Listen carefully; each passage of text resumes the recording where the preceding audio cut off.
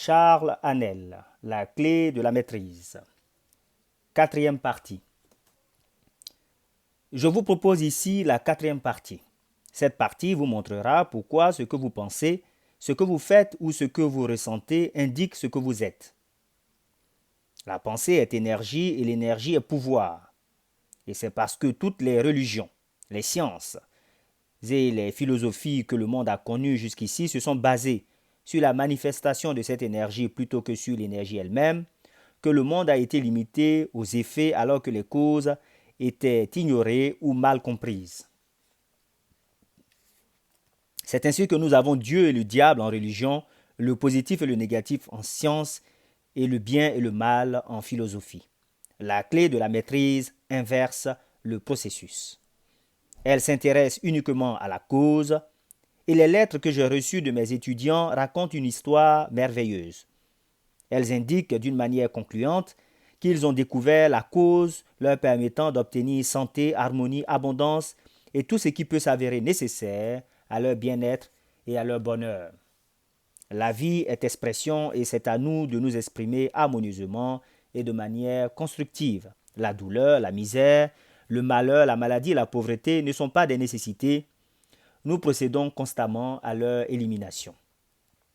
Mais ce processus d'élimination consiste à s'élever au-dessus et au-delà de tout type de limitation.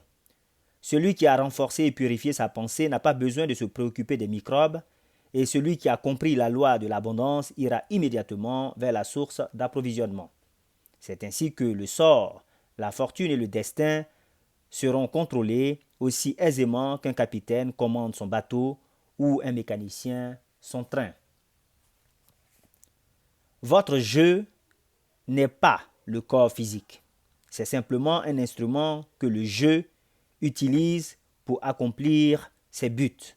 Le jeu ne peut pas être l'esprit, car l'esprit est simplement un autre instrument que le jeu utilise pour penser, raisonner et dresser des plans. Le jeu doit être quelque chose qui contrôle et dirige le corps et l'esprit, quelque chose qui détermine ce qu'ils vont faire et comment ils agiront. Lorsque vous commencerez à comprendre la vraie nature de ce jeu, vous jouirez d'un sentiment de puissance inconnu auparavant. Votre personnalité se compose d'innombrables caractéristiques, particularités, habitudes et traits de caractère différents. Ils sont le résultat de votre ancien mode de pensée et n'ont rien à voir avec le vrai jeu. Lorsque vous dites « je pense », le jeu dit à l'esprit ce qu'il doit penser. Lorsque vous dites « je vais », le jeu dit au corps physique où il doit aller. La vraie nature de ce jeu est spirituelle et est la source du vrai pouvoir qui vient aux hommes et aux femmes lorsqu'ils prennent conscience de leur vraie nature. Le plus grand et le plus merveilleux pouvoir que ce jeu a reçu est le pouvoir de penser, mais peu de gens savent comment penser de manière constructive ou correcte. Par conséquent, ils n'obtiennent que de piètres résultats. La plupart des gens laissent leur pensée entretenir des buts égoïstes, résultat inévitable d'un esprit infantile. Lorsqu'un esprit mûrit, il comprend que le germe de la défaite réside dans chaque pensée égoïste. Lorsqu'un esprit mûrit, il comprend que le germe de la défaite réside dans chaque pensée égoïste. L'esprit exercé sait que chaque transaction doit bénéficier à toute personne liée de quelque manière que ce soit à la transaction et que toute tentative de profiter de la faiblesse, de l'ignorance ou de la nécessité d'autrui tournera inévitablement à son désavantage. C'est parce que l'individuel fait partie de l'universel. Les parties ne peuvent se contrarier l'une l'autre.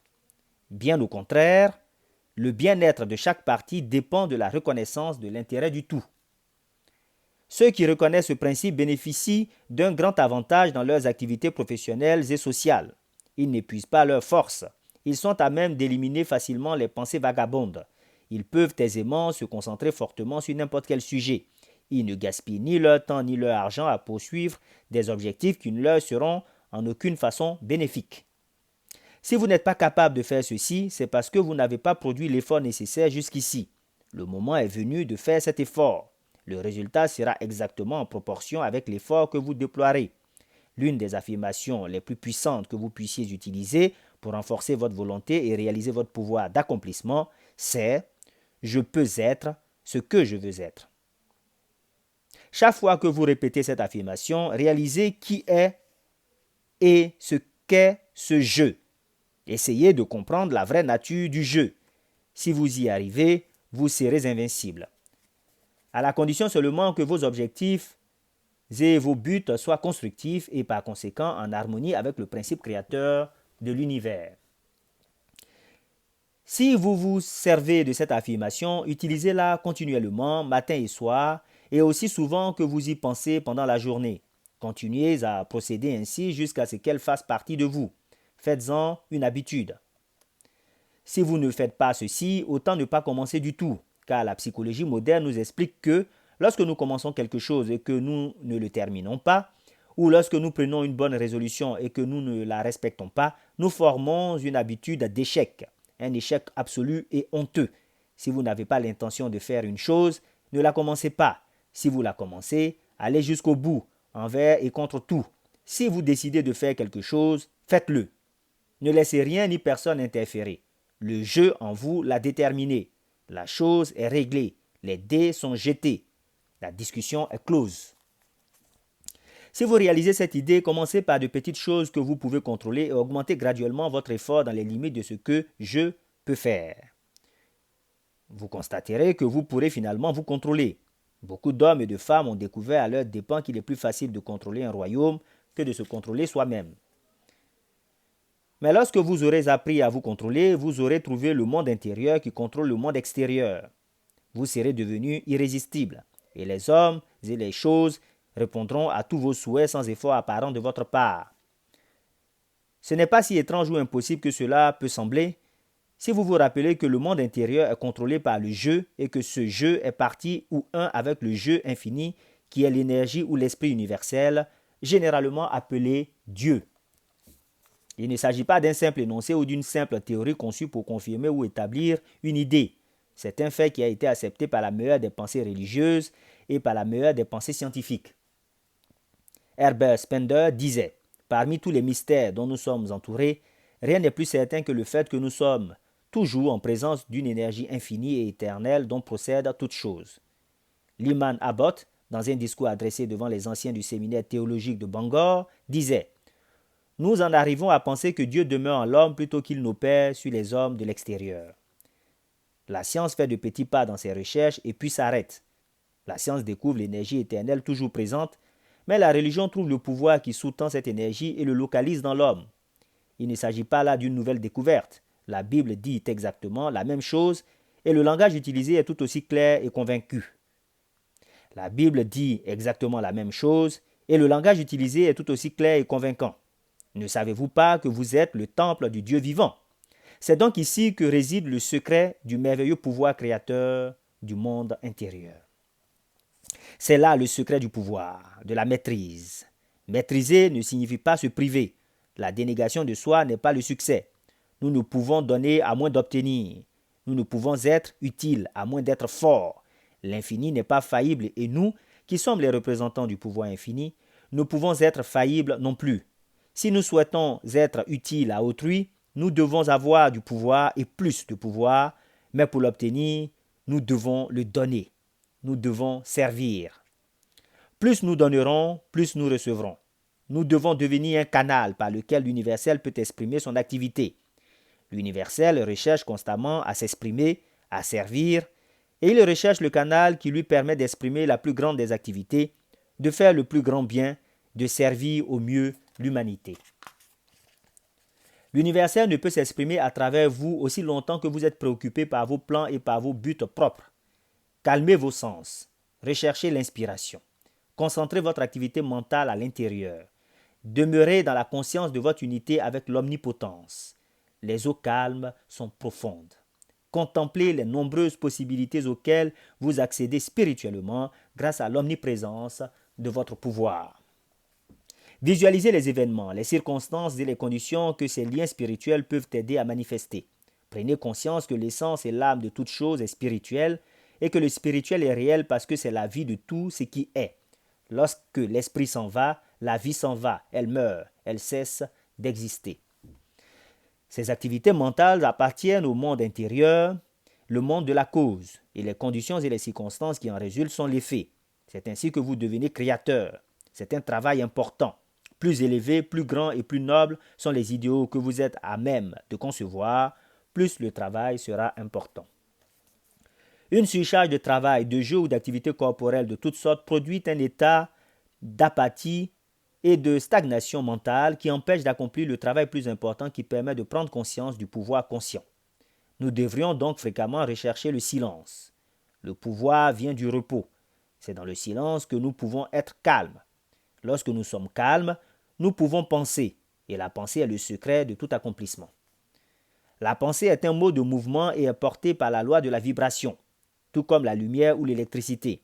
Elle reçoit sa vitalité des émotions grâce à la loi de l'amour. Elle prend forme et expression par la loi de la croissance. Elle est le produit du jeu spirituel et est donc de nature divine, spirituelle et créatrice. La pensée est un mode de mouvement et est portée par la loi de la vibration, tout comme la lumière ou l'électricité. Elle reçoit sa vitalité des émotions grâce à la loi de l'amour. Elle prend forme et expression par la loi de la croissance. Elle est le produit du jeu spirituel et est donc de nature divine, spirituelle et créatrice. Il découle évidemment de ceci que si vous voulez exprimer le pouvoir, l'abondance ou n'importe quel autre but constructif, il vous faut faire appel aux émotions pour donner du sentiment à la pensée et lui permettre de prendre forme. Comment procéder? C'est un point essentiel. Comment développer la foi, le courage, le sentiment qui engendreront l'accomplissement? Par l'exercice. La force mentale s'obtient exactement de la même manière que la résistance physique, par l'exercice. Nous pensons à quelque chose, peut-être avec difficulté la première fois. Nous pensons une nouvelle fois à la même chose et cela devient plus facile cette fois. Nous y pensons encore et cela devient une habitude mentale. Nous continuons à penser à la même chose, finalement cela devient automatique. Nous ne pouvons plus nous empêcher de penser à cette chose. Nous sommes positifs par rapport à ce que nous pensons. Il n'y a plus de doute à avoir, nous sommes sûrs, nous savons. La semaine dernière, je vous ai demandé de vous détendre et de vous laisser aller physiquement. Cette semaine, je vais vous demander de vous laisser aller mentalement. Si vous avez fait l'exercice que je vous ai donné la semaine dernière, pendant 15 ou 20 minutes chaque jour selon les instructions, vous êtes sans doute capable de vous détendre physiquement. Quiconque ne peut faire ceci consciemment, rapidement et complètement n'est pas maître de lui-même. Il n'a pas obtenu la liberté. Il demeure toujours esclave de ses conditions. Je supposerai ici que vous avez maîtrisé l'exercice et que vous êtes prêt à passer à l'étape suivante, celle de la liberté mentale. Cette semaine, après avoir adopté votre position habituelle, supprimez toutes vos tentations. Cette semaine, après avoir adopté une position habituelle, supprimez toutes vos tensions en vous détendant complètement. Puis laissez aller mentalement toutes les conditions désagréables telles que la haine, la colère, la préoccupation, la jalousie, l'envie, la tristesse, les ennuis ou les déceptions de toutes sortes. Cette semaine, après avoir adopté votre position habituelle, supprimez toutes vos tensions en vous détendant complètement. Puis laissez aller mentalement toutes les conditions désagréables telles que la haine, la colère, la préoccupation, la jalousie, l'envie, la tristesse, les ennuis ou les déceptions de toutes sortes. Il se peut que vous pensiez ne pas pouvoir laisser aller ces choses, et cependant, vous le pouvez. Vous pouvez le faire si vous êtes déterminé mentalement à le faire par l'intention et la persistance volontaire. Si certains n'y arrivent pas, c'est parce qu'ils se laissent contrôler par leurs émotions au lieu de leur intellect. Par contre, ceux qui se laisseront guider par leur intellect remporteront la victoire. Vous n'y arriverez pas à la première tentative, mais la pratique rend parfait, en cela comme dans tout le reste. Vous devez réussir à écarter, à éliminer et à détruire complètement ces pensées négatives et destructives parce qu'elles constituent les graines qui germeront constamment dans les circonstances discordantes de toutes sortes et de toute nature. Vous devez réussir à écarter, à éliminer et à détruire complètement ces pensées négatives et destructives parce qu'elles constituent les graines qui germeront constamment dans les circonstances discordantes de toutes sortes et de toute nature. Citation. Il n'y a rien de plus vrai que le fait que la qualité des pensées que nous entretenons correspond à certains éléments de notre monde extérieur. C'est une loi à laquelle nous ne pouvons échapper. Et c'est cette loi, cette correspondance de la pensée avec son sujet qui, depuis des temps immémoriaux, a mené les peuples à croire en la providence.